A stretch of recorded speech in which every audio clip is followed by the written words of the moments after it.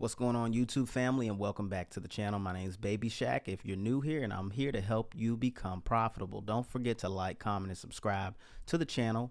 And also remember that in my description down below, I have where you can connect with me one-on-one as well as in a group where I will show you exactly how I trade. So without further ado, let's get right into the video. So I'm just going to be going over kind of price action and just the chart in general today. It is Saturday, so I'm going to just be going over really like market structure and what I think is going to be possibly happening or occurring next week on the S&P 500 as well as the NASDAQ. So we had a pretty strong push down this week. This is the weekly time frame. This is the weekly candle. The weekly candle's high, the weekly candle's low. And we can see that we had a push into this weekly imbalance that also made this higher high right here. So we broke this high and made this higher high up here. So I'm gonna mark this as our weekly higher high. HH higher high. And we came out of this area after making that, or before making that higher high. So imbalance to me just means strength in price action, weekly imbalance. And so this represents to me a strong push to the upside. So somewhere down in this area, I expect some buying to occur. Now we can also see to the left of all of this order block, of this weekly order block, which is the last down candle before the up move, we had a sweep of all of these lows. We had a sweep of this low. This was swept by here, and then this and this. So we pushed down and then we immediately pushed back up and we broke this high and swept this high. So this is a good signal that we may get a continuation to the upside. If we go to the daily time frame, I am expecting a reaction out of this area on the daily time frame to push us lower. Now the question is, are we going to make a lower low, or are we going to continue to reject from the downside and push back up? You can see we have a lot of lows in this area right here, which is liquidity. And when we were pushing down, we were closing below the candles. We weren't really heading down in a sweeping motion. So that is one thing to note. Right here, you can see we did in fact sweep this candle, reject from here and push up higher. So this is most likely going to be the area that I anticipate will get a reaction from after pushing down out of this supply area. And the reason this is the supply area to me at the moment is because we broke this this specific low right here.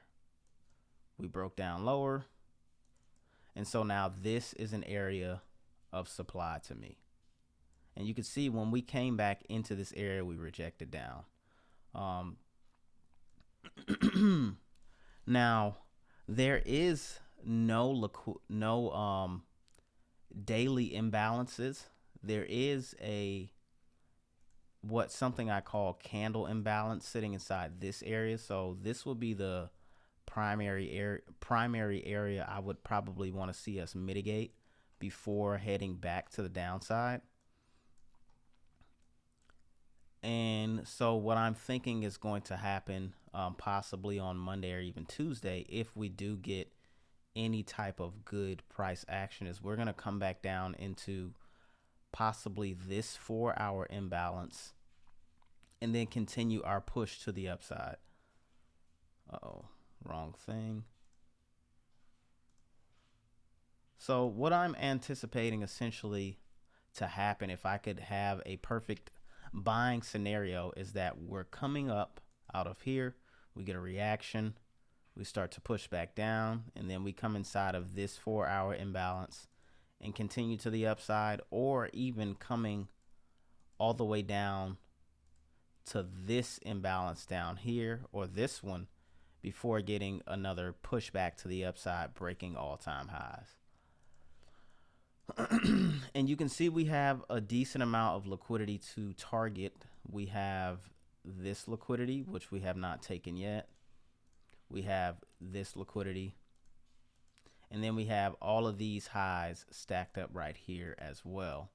Now I'm in a few options plays around this level on Friday for us to head back to the upside. So if we head up to here, that would be really good for my option play. And of course, if we can make a new higher high and then potentially even keep going to the upside, my option's going to be looking pretty good. My options plays expire one at the end of February.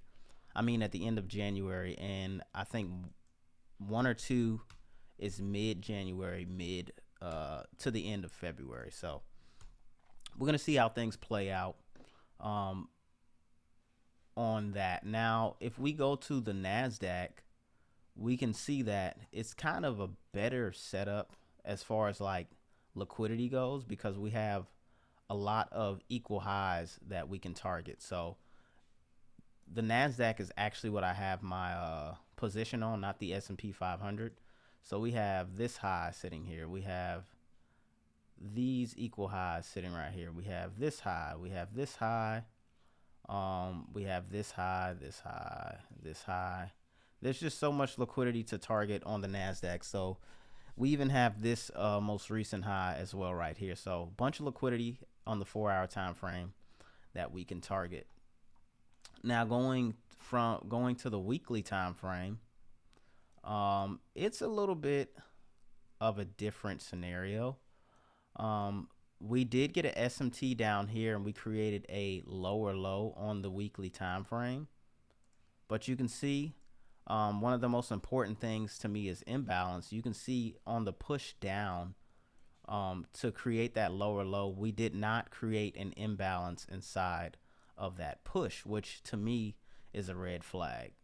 If I go back in some recent price action areas, you can see the importance, in my opinion, of imbalance. First, if we just look at this area right here, you can see we were pushing up without imbalance. And so eventually we broke that. We created imbalance right here. And we also get a rejection back down before breaking higher. Once we broke higher, of course, we continued to the upside, creating imbalances on the way. And then look, we break this structure to the downside.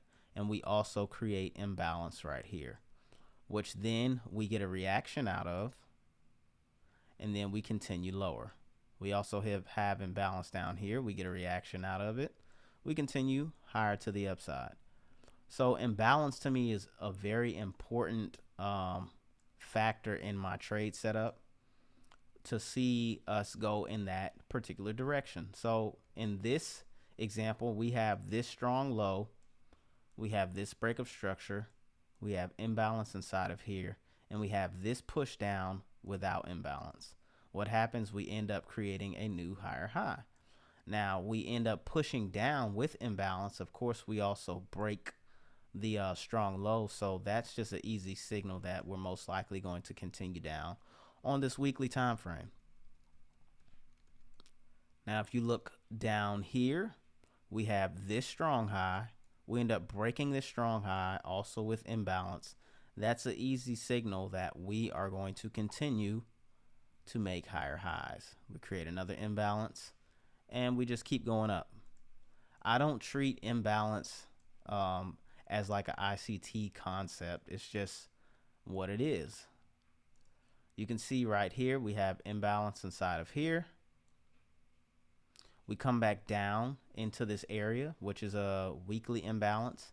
And then all we have to do is find a different time frame that's a good, that's in good correlation with the weekly, which maybe we could use the 4-hour, which is the time I went to. We dip down into this imbalance. And then you can see we start to create 4-hour imbalances while being inside this bullish weekly imbalance, and that's an easy setup for us to potentially continue to the upside. And you can see stop loss just below here, anticipating that we continue to hold and go to the higher high on the weekly time frame. And you can see that right there is a 4 hour, not a 4 hour, but a 4 hour trade based off of just this weekly imbalance alone. And of course, it keeps going up, but it just depends on you how far you're going to hold a certain trade. So some people swing trade. They say it's easier. It probably is, but I don't know if I like to hold my trades like that. It just depends. I'm more of a day trader, scalper, but when it comes to options, I'm going to start holding my trades a little bit longer because that's kind of, in my opinion, what options are more so for. So let's also take a little look at gold. These are kind of some markups I had on gold. This one played out very well. I just wasn't in this play because, you know, it's really choppy. And then this was also another play. It went for like not a 1-to-1, but looks like it may continue. This is not something I really want to be a part of. It's a lot of chop going around during the end of the year. And yeah, that's not something I want to be a part of. So just looking at gold real quick, you can see, did we make a higher high right there? I don't think so. 380, 990, 380. I can't tell. Hold on. I got to zoom in on this because that would be a very, it looks like we slightly make a higher high. So once we break down below here, that tells me on the daily time frame that we are bearish. And that's why once we come back into this daily zone, you can see that we get a strong rejection to the downside. Now we end up rejecting off of here as well because this is also a daily imbalance, and this is also a daily breakup structure to the upside, which leads us to a consolidation. And then eventually you can see we start to break out of that consolidation right here, and then so on and so forth, another consolidation. But if you look at this would have been such easy price action to trade. Market is just going up over and over, creating daily imbalances on the way up. And it's honestly like the longer you trade, the more simple it becomes, for the most part. Now you'll come to markets like this where this isn't a trend. That's one thing that I'm starting to put more importance on, is actually knowing when the market is trending. And right now, this is not a trending market. This is a consolidating market. Now we are going to the upside, and we've started another trend. You can see literally right here, we go up, we make a higher high, higher low, higher high, higher low, higher high, higher low. And so now we've started a trend to the upside again on gold, but it's also consolidating in a way at the same time. It's consolidating, breaking out, consolidating, breaking out. And that's just kind of how gold may move sometimes because of the news, also the end of the year, etc. So it's just a lot going on with gold. I'm not really messing with it right now. I'm mainly focusing on the S&P 500 as well as the NASDAQ. And it's been doing me pretty well. So I'm going to stick to it. That's probably all for this video. I hope you guys enjoyed this. Don't forget to like, comment, and subscribe. Check the link down in the description where you can find where I teach one-on-one as well as in a group, so I can help you guys become profitable. Till next time, I'll catch you guys later. Love you guys. Peace.